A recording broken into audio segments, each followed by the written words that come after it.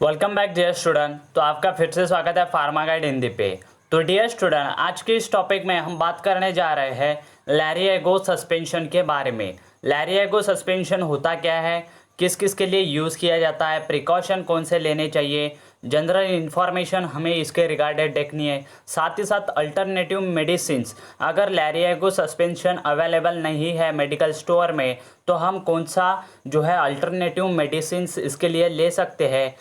लैरिएगो suspension के common side effect कौन से है, प्रिकॉशन कौन सा लेना चाहिए जब लैरिएगो सस्पेंशन हम लेते हैं।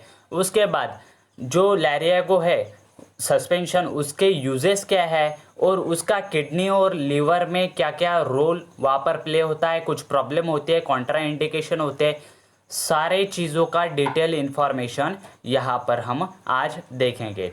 उससे पहले अगर आपने वीडियो को लाइक नहीं कर दिया तो लाइक कर दीजिएगा, चैनल पे नए हैं तो सब्सक्राइब कर दीजिएगा। तो चलिए शुरू करते हैं।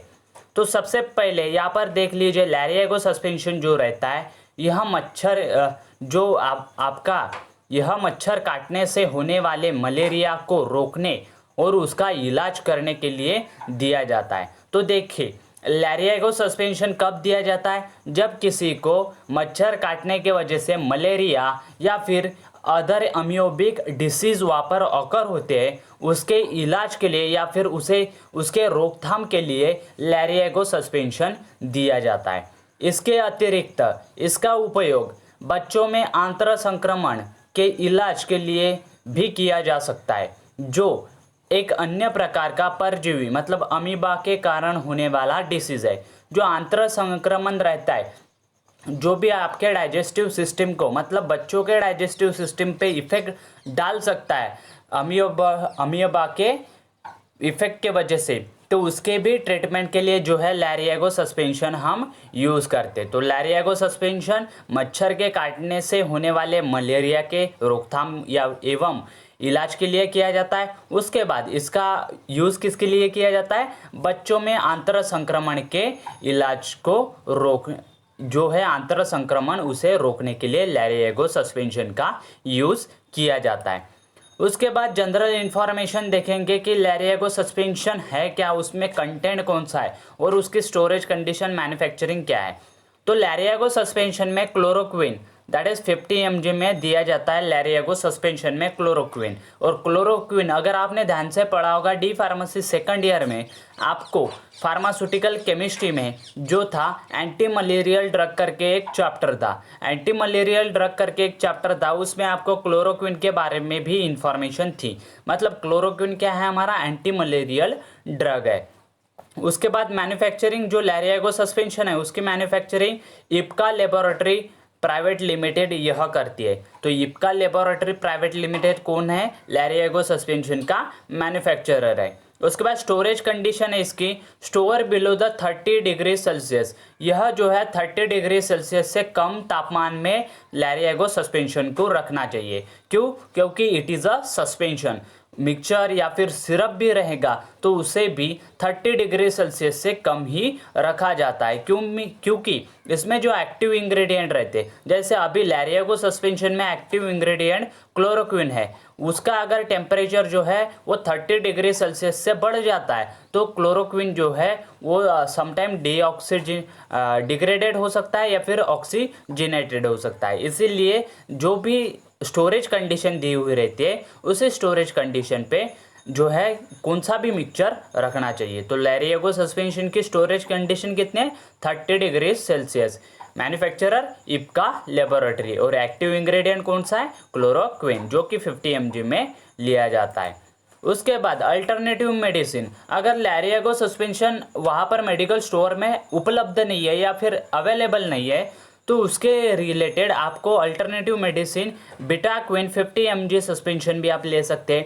क्यूनोविन सस्पेंशन भी आप उसके लैरिएगो सस्पेंशन के बदौलत ले सकते हैं। मैलारबिन 50 mg सस्पेंशन भी आप ले सकते हैं एज अ एंटी मलेरियल करके। उसके बाद सेक्यून 50 mg सस्पेंशन, तो यहाँ पर देखिए डोज कितना है, 50 mg, it is a common dose. तो 50 mg क्या है, कॉमन डोज है यहाँ पर 50 mg, उसके बाद 50 mg। तो इस तरीके से जो भी लैरिएगो सस्पेंशन रहता है उसमें क्लोरोक्विन 50 mg रहता है। अगर लैरिएगो सस्पेंशन वहाँ पर अवेलेबल नहीं है तो हमें बिटाक्विन 50 mg सस्पेंशन लेना चाहिए, या फिर क्यूनोविन सस्पेंशन लेना चाहिए, या फिर मैलारबिन 50 mg सस्पेंशन लेना चाहिए, या फिर सेक्यून 50 mg सस्पेंशन वहाँ पर हमें लेना चाहिए अगर लैरिएगो सस्पेंशन अवेलेबल नहीं है।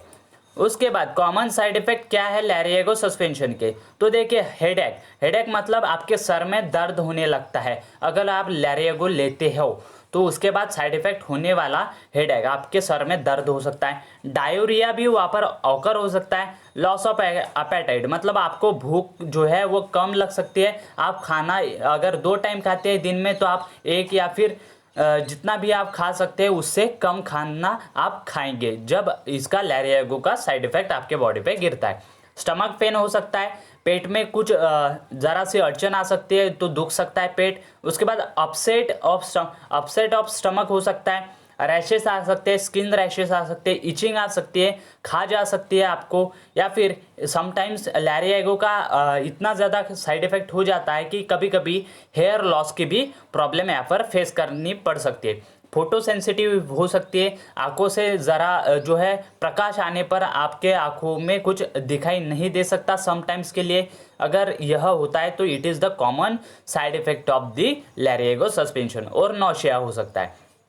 तो लैरिएगो सस्पेंशन के कॉमन साइड इफेक्ट कौन कौन से, headache, diarrhoea, loss of appetite, stomach pain, upset of stomach, rash, itching, hair loss, photosensitivity, nausea etcetera etcetera. उसके बाद प्रिकॉशन कौन से लेने चाहिए हमें, तो प्रिकॉशन जो doctor must be inform about any previous complication related to liver. तो देखिए अगर आप लैरिएगो सस्पेंशन डॉक्टर आपको रेफर करता है उससे पहले अगर आपको कुछ मलेरिया हो या फिर अम्योबिक डिसीजेस है, तो डॉक्टर के पास आपको जाने से पहले डॉक्टर को यह बताना चाहिए कि अगर आपको कोई लीवर की प्रॉब्लम रहती है, किडनी की रहती है, ब्रेन की रहती है, हार्ट की, या फिर मसल वीकनेस, या फिर जेनेटिक प्रॉब्लम, ब्लड सेल एबनॉर्मिटीज़, या फिर ईयर एंड आई प्रॉब्लम अगर रहती है, तो डॉक्टर को मस्ट इन्फॉर्म, आपने डॉक्टर को बताना चाहिए कि हमें यह प्रॉब्लम है। क्यों? क्योंकि लैरिएगो सस्पेंशन जो है वो उनके साथ जो है अल्टरनेशन करता है, वहाँ पर इफेक्ट गिर सकता है आपके लीवर में, किडनी में, ब्रेन में, या फिर हार्ट में। तो इस तरीके से जो भी आप प्रिकॉशन कौन सा लेंगे लैरिएगो सस्पेंशन लेने से पहले, या फिर डॉक्टर के पास मलेरिया के या फिर जो है अम्योबिक के ट्रीटमेंट के लिए जाते हो, तो डॉक्टर को सारा अबाउट बताना चाहिए, सारी इन्फॉर्मेशन बतानी चाहिए। अगर आपको लीवर के रिलेटेड डिसीज़ है, किडनी के, ब्रेन के, हार्ट के, मसल वीकनेस के, जेनेटिक प्रॉब्लम है, तो ये सारी आपको बतानी चाहिए। This information plays a critical role in the planning your child overall treatment।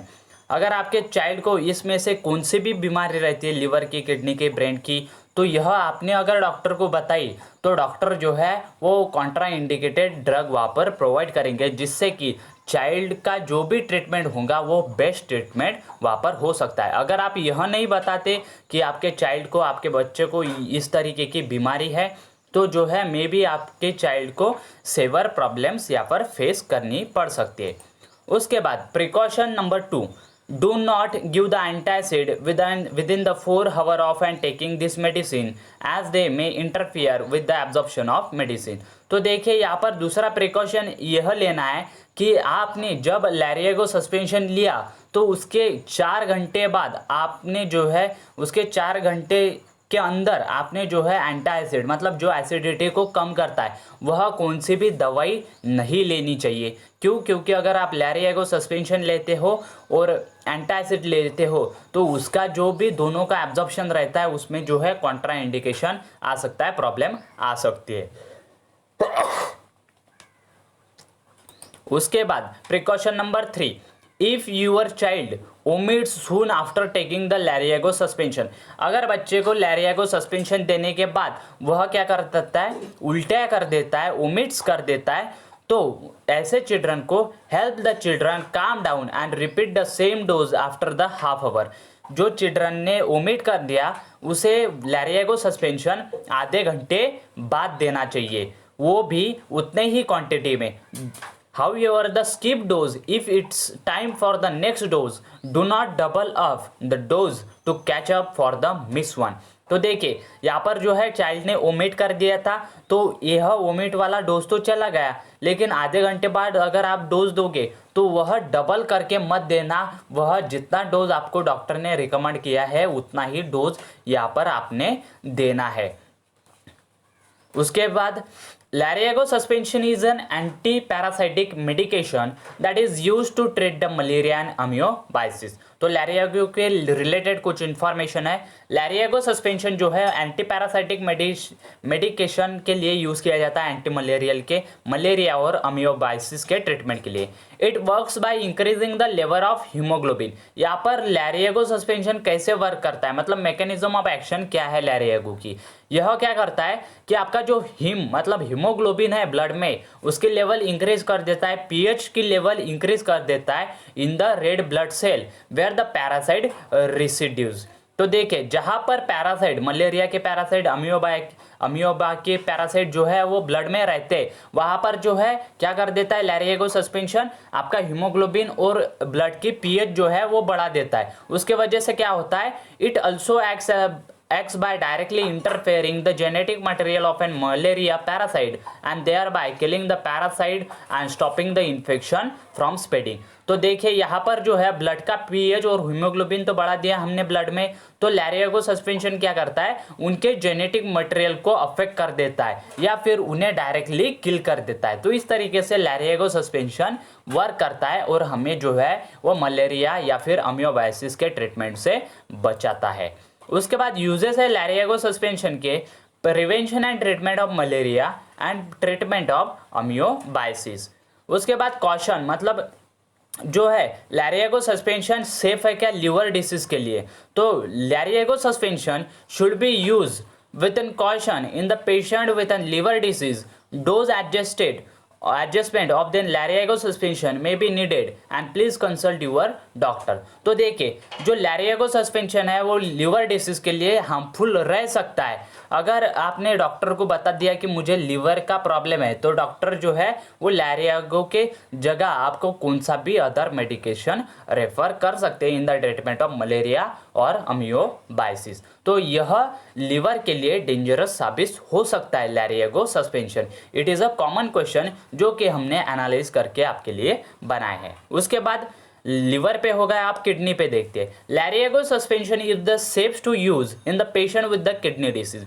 Jin patient को किडनी डिसीज है उनको लैरियागो सस्पेंशन चल जाता है, उन्हें कोई भी प्रॉब्लम नहीं आती। No dose adjustment of an Lariago suspension is recommended. यहाँ पर डोज जितना डॉक्टर ने बताया उसमें कम ज़्यादा करने की कोई दिक्कत नहीं है। लैरियागो सस्पेंशन जो है वो किडनी डिसीज के लिए इफेक्ट नहीं करता। हाउएवर द प्रोलॉन्ग यूज में impact the kidney function in your child. अगर आप ज्यादा समय तक लैरियागो सस्पेंशन का उपयोग करते हैं तो इसके वजह से जो है किडनी पे आपके इफेक्ट गिर सकता है, इसीलिए ज्यादा दिनों तक लैरियागो सस्पेंशन का यूज नहीं करना चाहिए। The use of this medicine is not recommended in children with an severe kidney disease. अगर किसी भी चिल्ड्रन को, किसी भी बच्चे को किडनी के रिलेटेड डिसीज है तो डॉक्टर जो है वो लैरियागो सस्पेंशन रेफर नहीं करते। अगर रेफर भी करते तो लैरियागो सस्पेंशन जो हम प्रोवाइड करते, जो भी फार्मासिस्ट प्रोवाइड करता है पेशेंट को, तो उसने बताना चाहिए कि बच्चे को अगर किडनी की प्रॉब्लम रहती है तो उसने वहाँ पर जो है उन्हें प्रॉपरली गाइडेंस देना चाहिए। उसके बाद हम जो है वो किसी भी प्रकार की सेल्फ मेडिकेशन को प्रमोट नहीं करते। आप जो है वो सेल्फ मेडिकेशन नहीं लीजिए, आप जो है वो डॉक्टर से कंसल्ट करने के बाद ही लैरियागो सस्पेंशन का यूज़ कीजिए, क्योंकि लैरियागो सस्पेंशन में भी इफेक्टफुल रह सकता है, उसके साइड इफेक्ट भी बहुत ज़्यादा डेंजरस साबित हो सकते हैं अगर आप डॉक्टर के साथ कंसल्ट नहीं करते। यह वीडियो सिर्फ और सिर्फ आपका नॉलेज बढ़ाने के लिए है और इसमें किसी भी प्रकार की लैरियागो सस्पेंशन की एडवर्टाइजमेंट नहीं की है। It is just for the knowledge. I request all the people and their creativity and thank you for your support. Please like, share and comment the video and do not forget to subscribe our channel for more and more update. Thank you very much for watching the video till end.